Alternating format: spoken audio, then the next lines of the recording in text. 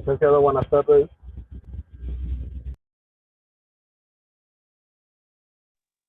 Buenas tardes. ¿Cómo están todos? Bien, bien. ¿Qué tal? ¿Cómo han estado? Buenas tardes a todos. Buenas tardes, Alex, Marcos, Raquel, Wilder, Jimena. Bueno, puedo decir el nombre de todos porque son cinco. Buenas tardes. Buenas tardes. Bien, señores, entiendo de que faltan muchos de sus compañeros, ¿no saben qué pasó?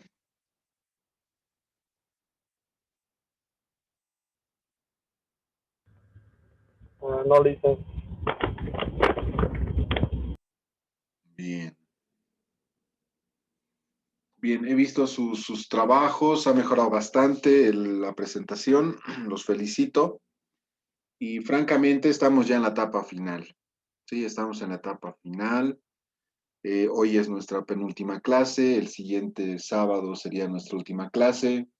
Hemos concluido con todo lo que teníamos que haber visto en la gestión. Como habrán visto, pues no ha sido muy pesada la materia. Quizás el trabajo en casa sí, por el tema de manejar el sistema y demás, pero considero que ha sido parte del proceso y que ha sido bastante enriquecedor para ustedes. Espero que la mayoría de ustedes haya podido aprovechar el uso de ese sistema. Sé que muchos lo han hecho y que incluso han aprovechado de utilizarlo para otras materias. Y bueno, no era el fin, pero creo que están sabiendo aprovechar el manejo y toda la facilidad que un sistema, fíjense, tan económico en cuanto a lo económico, en cuanto al valor que tiene, puede ayudarnos a optimizar tiempos, ¿no? Y bueno, creo que la misión ha estado cumplida o no sé si hoy porque tenemos, me imagino que muchos están con sus proyectos, todos, ¿no? A ver, Alex, Marcos, Raquel, Wilder, Jimena, estoy consciente de que todos están con sus proyectos y tienen que elaborar lo antes posible. ¿Es así?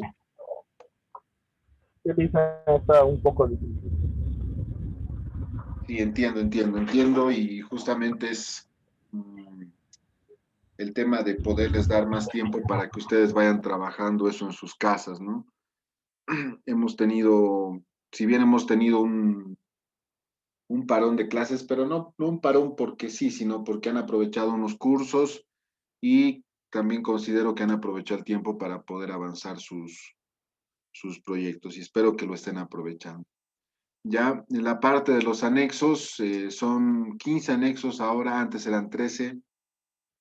Lo vamos a ver de forma sencilla, rápida. Muchos de ellos realmente ni siquiera los vamos a poder, no vamos a llenarlos en sí, solo les voy a explicar la forma en la que se llena, pero no va a haber un trabajo. Esto lo van a ver con mayor detalle en su etapa de licenciatura. Sí, de todas formas, la idea es que ahora se vayan con una idea de lo que es y lo que representan los anexos tributarios. ¿Ya? Que básicamente, como su nombre lo indica, ¿no? Anexos tributarios.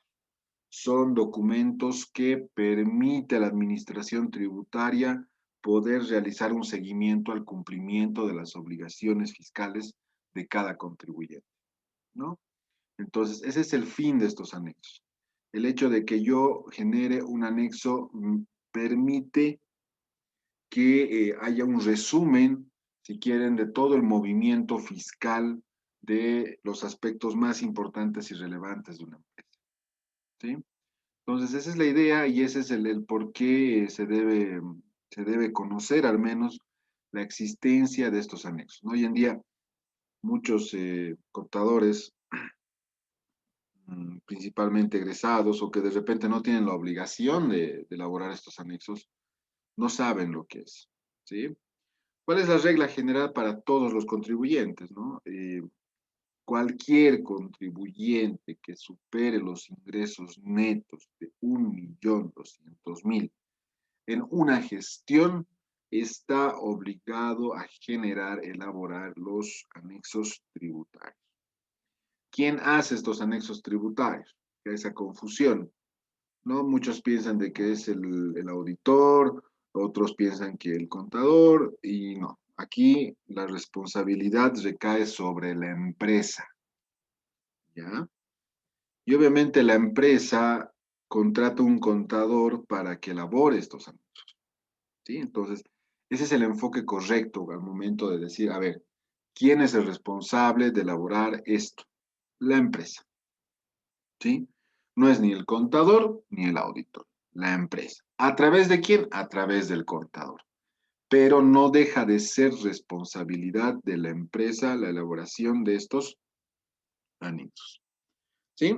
Entonces, estos anexos, como bien les digo, se habilitan, si quieren, se generan cuando el contribuyente obtiene un ingreso neto durante una gestión que supere los 1.200.000. ¿Ya? ¿Qué más? Es importante aclarar que estos anexos se alimentan con dos fuentes principales. Por un lado, tenemos la fuente de los estados financieros a detalle, que se refiere básicamente a la información como los mayores, los estados de cuenta, si quieren el balance general, el estado de resultados, ¿sí? Eso, ¿no? Y esa es una primera fuente, los estados financieros a detalle, o sea, estamos hablando de todos estos libros auxiliares. Y la segunda fuente principalmente son los documentos de respaldo. ¿Qué nos referimos con documentos de respaldo? ¿En qué documento de respaldo nosotros podemos encontrar la declaración de los impuestos? ¿Alguien me puede decir?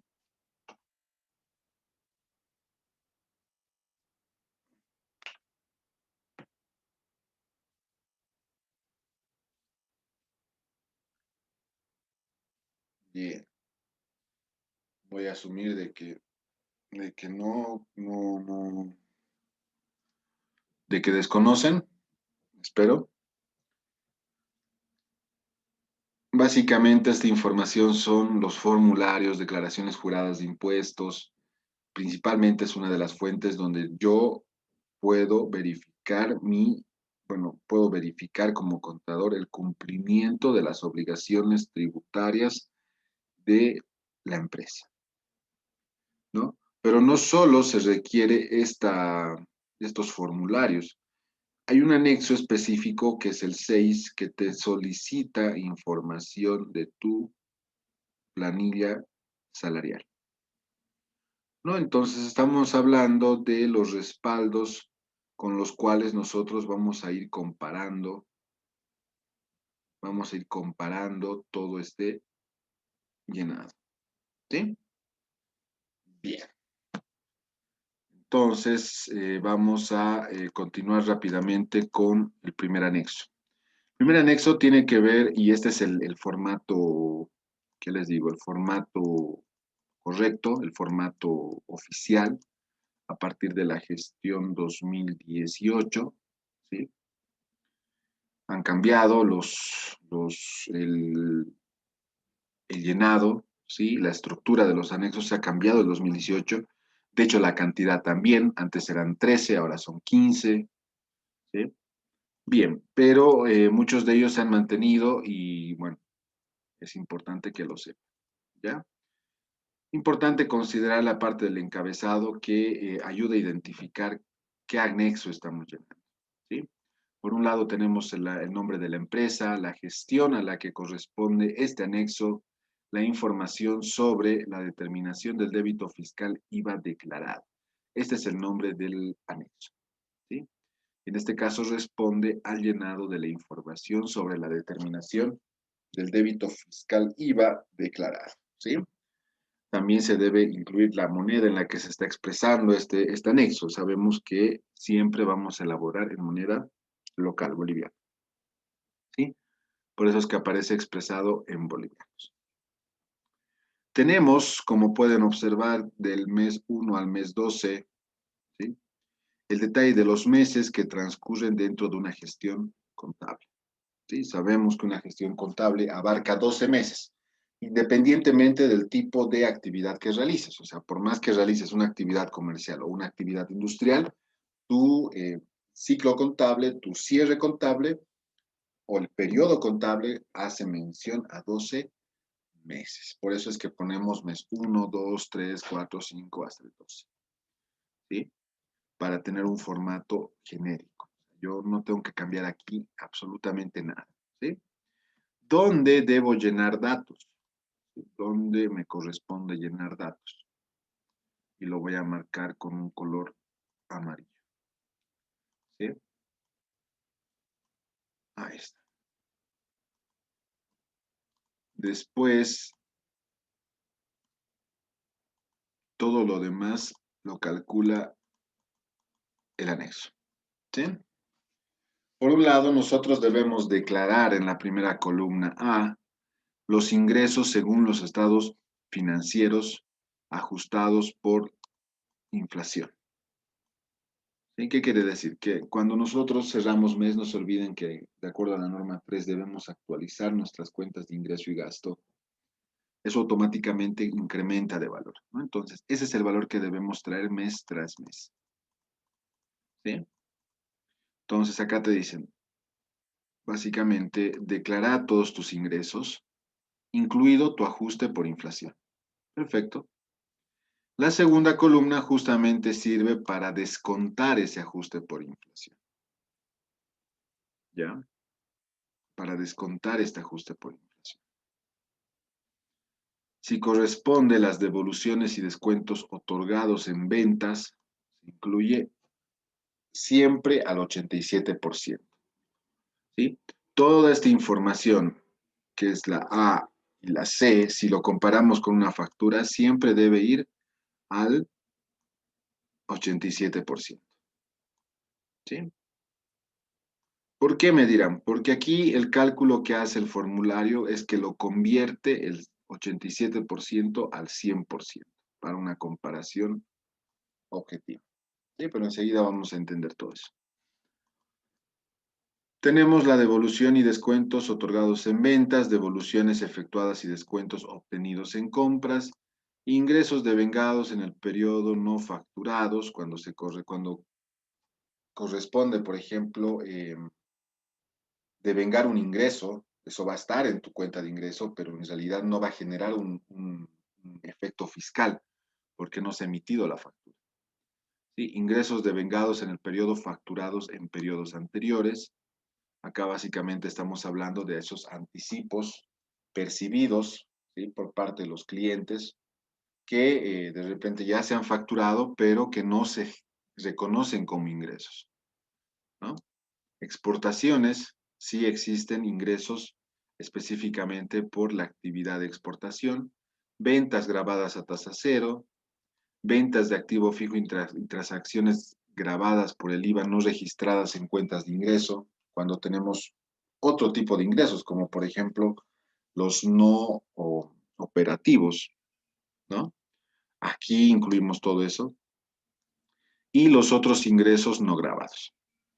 Si se fijan, toda esta primera parte hace un cúmulo de varios conceptos, pero que en realidad no muchas empresas aplican todo esto, ¿sí? De hecho, muchas empresas se limitan a este llenado. Y ahí tenemos el ejemplo de la casilla del mes 12. ¿Sí? Hay algunas empresas que no, por ejemplo, no actualizan eh, sus cuentas de ingreso y gasto o prefieren llenar sin actualizar sus cuentas de ingreso y gasto. ¿Sí? En realidad, si bien el anexo ya tiene establecido este formato, no hay ninguna multa que te diga, a ver, si no llenas el ajuste por inflación, vas a tener multa de tantas UFBs. No, no existe ese caso. ¿Sí? Pero de todas formas, respondiendo al formato, sí se debería separar ambos conceptos, ¿no? Y justificar su llenado. Después, muchas veces los descuentos en compras y descuentos en ventas se muestran de forma neteada. O sea, ¿qué quiere decir? Que muchas empresas no reflejan ese descuento en ventas o ese descuento en compras dentro de sus estados financieros, sino que afectan directamente de forma neta al ingreso o al gasto. ¿Sí? Entonces ahí tampoco hay necesidad. Muchos dicen, pero tienes descuentos. Sí, pero lamentablemente no los muestro en mi estado financiero. Sí, pero tienes descuentos. Sí, tengo descuentos, pero no se reflejan eso en los estados financieros. Entonces no tengo la necesidad de llenar. Pero tu formulario 200 dice que tienes descuentos, tanto en compras como en ventas. Sí, pero contablemente he hecho afectar esto directamente a mi cuenta de ingreso o a mi cuenta de gasto. ¿Sí? Acá vemos que corresponde a los ingresos devengados, pues ya les había hablado el ejemplo de que ingresos que todavía se han reconocido, pero que todavía no se han facturado. Acá es todo lo contrario, son ingresos, ¿sí? Son ingresos ya facturados, ¿sí? Pero no reconocidos. Estamos hablando como de anticipos de clientes, ¿sí? Que obviamente han generado un impacto fiscal. ¿Por qué? Porque yo puedo emitir la factura, viene mi cliente, me paga, ¿sí? Entonces yo le emito una factura y no voy a reconocer el ingreso porque todavía no le he entregado el bien, lo estoy creando, pero ya le he facturado. Entonces, ese es el efecto que nosotros tenemos que mostrar en este punto F. ¿Sí? Son dos situaciones que muy pocas empresas generan. ¿Qué tipo de empresas generaría este tipo de movimientos? Por ejemplo, aquellos que trabajan por proyectos, ¿no? Las constructoras, por ejemplo, ¿no? Que de repente ya han concluido una obra, ya han entregado su última planilla de avance, pero resulta de que todavía no han percibido el ingreso, pero ellos ya han concluido la obra y saben que van a percibir un ingreso, ¿no? Entonces son ejemplos que ustedes, estoy muy seguro, lo van a ver con mayor claridad, como les decía, no solamente en la parte académica, ¿no? No solamente en un periodo académico, sino en la parte práctica. ¿Sí? Los que van a desarrollar tareas netamente como contadores, sí o sí van a ver todo esto. ¿Ya? Entonces, si se fijan acá ya el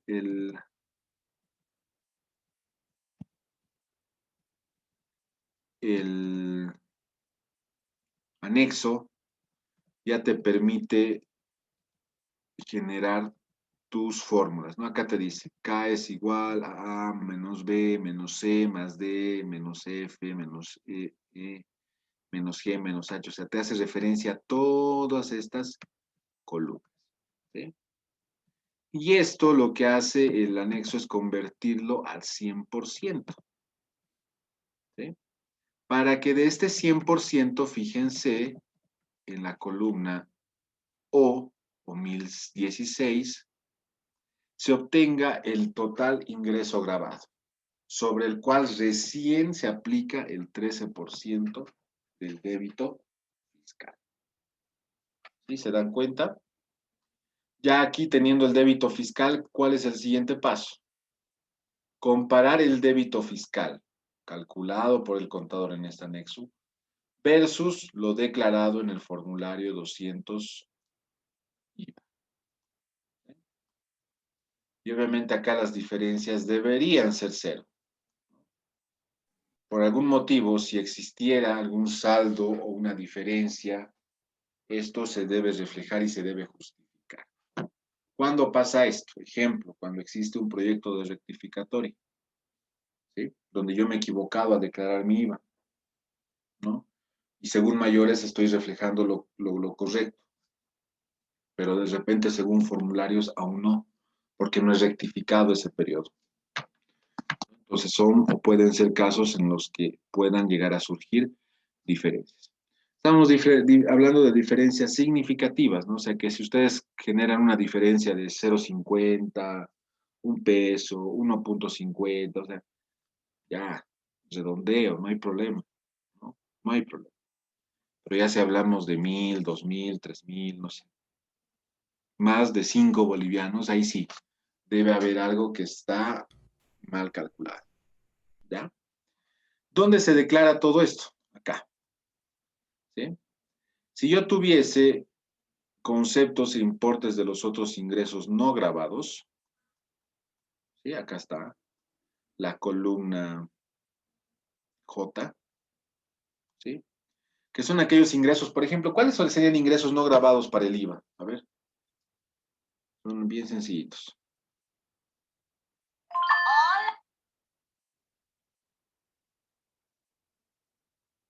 Señores,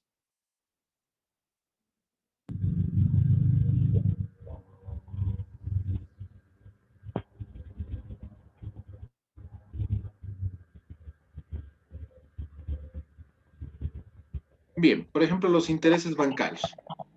Es un ingreso no grabado, no paga IVA, ¿sí? Pero la empresa registra como ingreso aquellos intereses por depósitos en plazo fijo, por cajas de ahorro o depósitos en cuenta corrientes y correspondientes. Esos son ingresos no grabados. Y eso se declaran en la columna, ¿ya? Entonces acá nosotros debemos hacer mención a ello. Mis ingresos grabados son tales, ¿no? Intereses, ¿sí? Tal vez también el mantenimiento de valor, la diferencia de cambio, ¿no? Siempre y cuando sean saldos acreedores. 2, detallar los conceptos correspondientes a reintegros, ¿sí? Esto sucede cuando de alguna forma existen, como les decía hace rato, si es que hubiese algún proceso de rectificatoria o de regularización del IVA débito fiscal, ahí sí, ¿no? Ahí hay que llenar en esta columna la Q, columna Q para poder igualar las diferencias, ¿sí? Entonces, ese detalle se debe adjuntar acá, ¿no? Corresponde a la rectificatoria del mes tantos. Y por último, tenemos un tercer cuadrito donde detallamos las diferencias existentes. Normalmente, como les había dicho, corresponden a redondeo de cifras, ¿sí? Y si hay algún otro concepto que aclarar, pues se toma este espacio. Consultas, dudas, señores.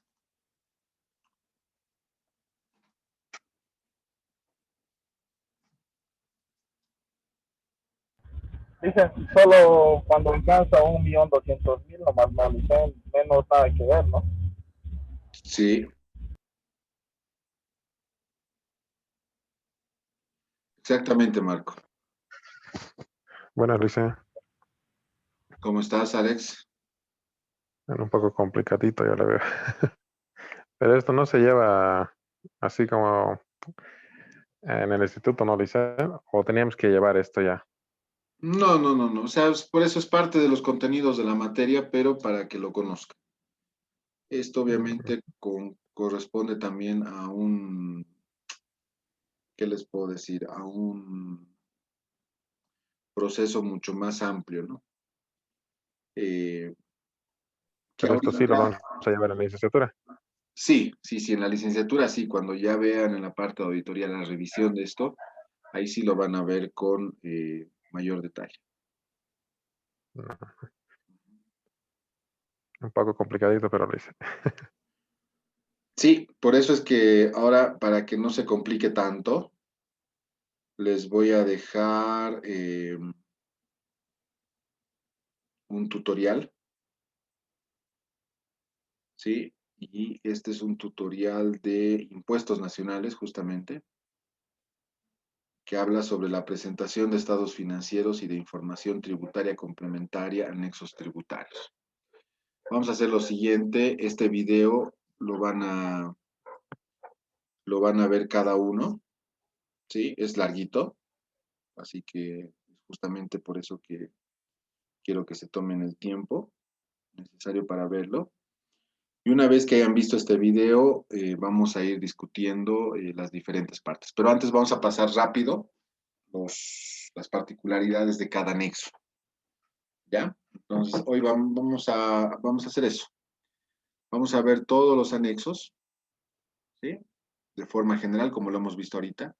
Sé que es complicado, por eso mismo es que, a ver, ¿qué es lo que deben entender de esta parte? Que para llenar estos anexos se necesita un cierto nivel de experiencia que permite tener o más claro y llenar.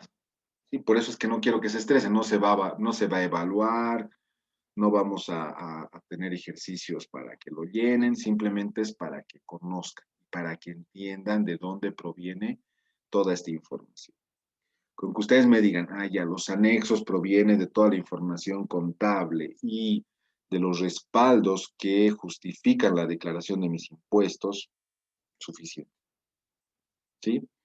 Y de que reconozcan a qué hace referencia cada anexo, ya está, ¿no? Ya saben que el anexo 1 es para el débito fiscal. Sí, ahí está.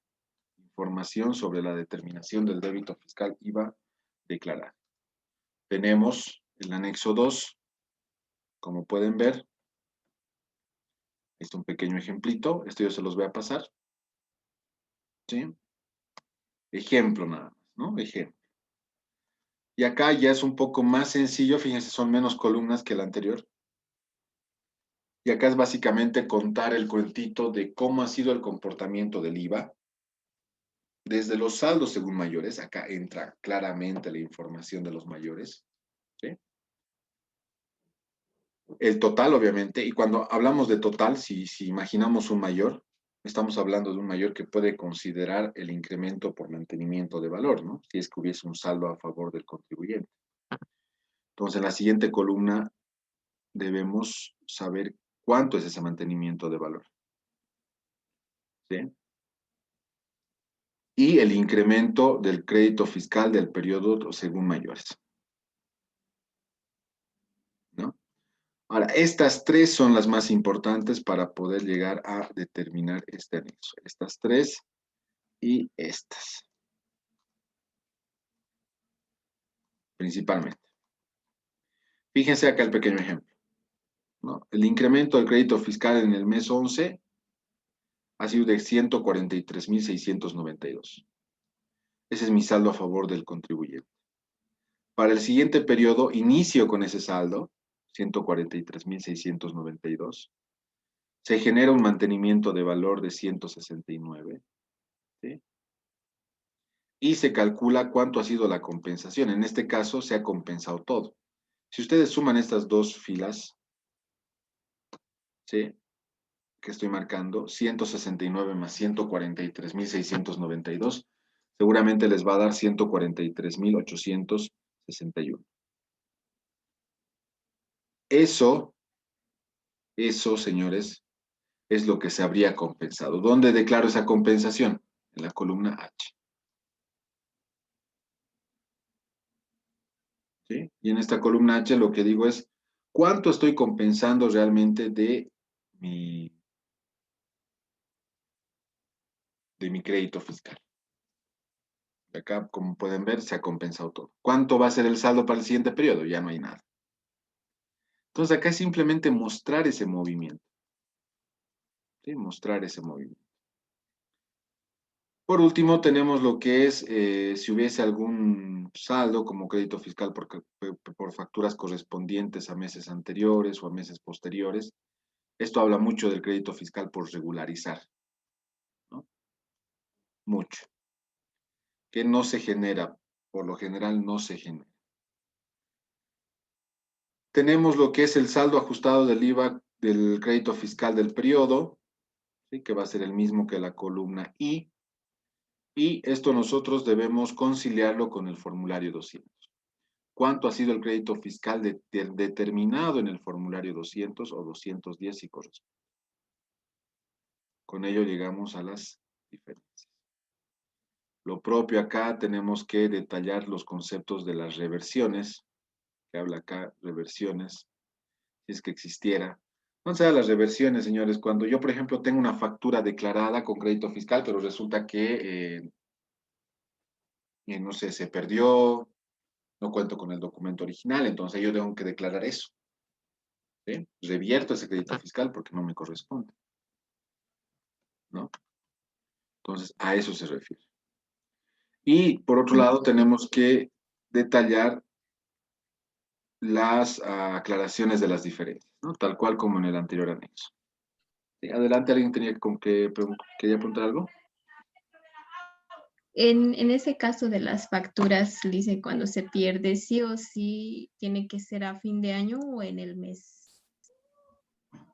Eh, a ver, quiero que tomen en cuenta que estos anexos se llenan al finalizar la gestión. No es que yo cada mes tengo que agarrar y llenar mi anexo, no. Estos anexos se llenan junto con, si quieren, se elaboran junto con los estados financieros al cierre de la gestión contable.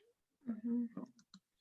Entonces ahí el contador agarra toda la información del año y va llenando los datos que le pide el anexo. O sea, también tienen que tomar en cuenta eso, ¿no? Que acá son datos que ustedes tienen que saber dónde encontrarlos. Por ejemplo, si les digo saldo del crédito fiscal al inicio de cada mes según mayores, ¿dónde van a ir a buscar?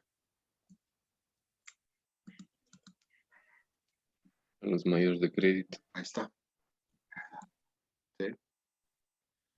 Mantenimiento de valor. ¿A qué cuenta van a ingresar para ver cuánto es el mantenimiento de valor? La cuenta mantenimiento de valor y saber cuánto es el valor de cada mes, Ujú. ¿no? El incremento del crédito fiscal del periodo según mayores. Acá, ¿cuánto ha sido el crédito generado en cada periodo? He vendido 100,000 en el mes de enero. ¿Cuánto tendría que ser el incremento del crédito fiscal?